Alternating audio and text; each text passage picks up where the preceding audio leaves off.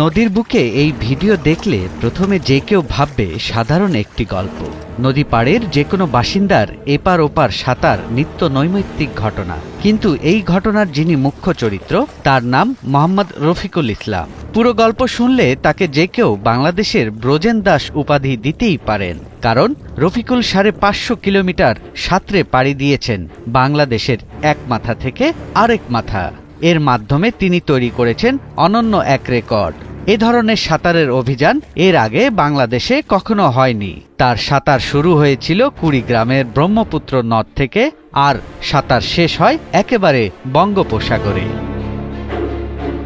সাঁতারের পুরো পথ পাড়ি দিতে গিয়ে তাকে লড়াই করতে হয়েছে ভয়ঙ্কর স্রোতের বিরুদ্ধে, এবং কখনো পড়েছেন খারাপ আবহাওয়াতে। ছিল শারীরিক ক্লান্তি, খাবার ও বিশ্রামের চ্যালেঞ্জও।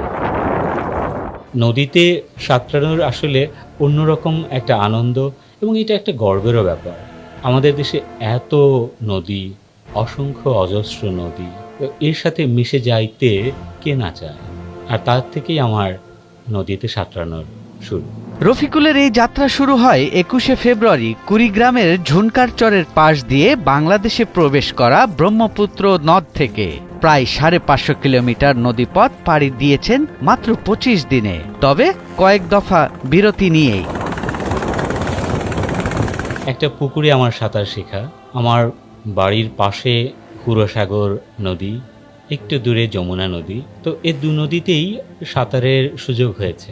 তারপর 2018 সালে প্রথমবার বাংলা চ্যানেলের সাঁতরাই। এরপর থেকে দেশের বাইরে ওশানম্যান যে প্রতিযোগিতা হয় সেটাতে অংশ নিয়েছি। মূলত এভাবেই আমার ওপেন ওয়াটার সুইমিং বা লং ডিস্টেন্স সুইমিংটা শুরু হয়েছে। রফিকুল ইসলামের ছোটবেলা থেকে সাঁতারের প্রতি ছিল অপার আগ্রহ। সেই আগ্রহ থেকে হয়ে ওঠেন এক সাহসী সাঁতারু, যিনি নদীকে ভালোবাসেন হৃদয় থেকে।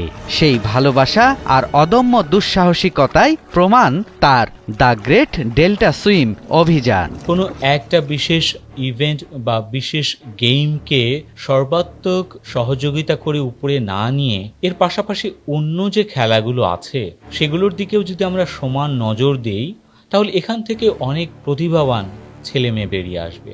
সেই জন্য শুধু একটা বা দুটা বড় খেলা নয়, যেগুলো আপাত অপরিচিত কিন্তু আমরা সে খেলায় প্রতিভার স্বাক্ষর রাখতে পারি, সেই সমস্ত খেলাকে সামনে নিয়ে আসা ভীষণ জরুরি।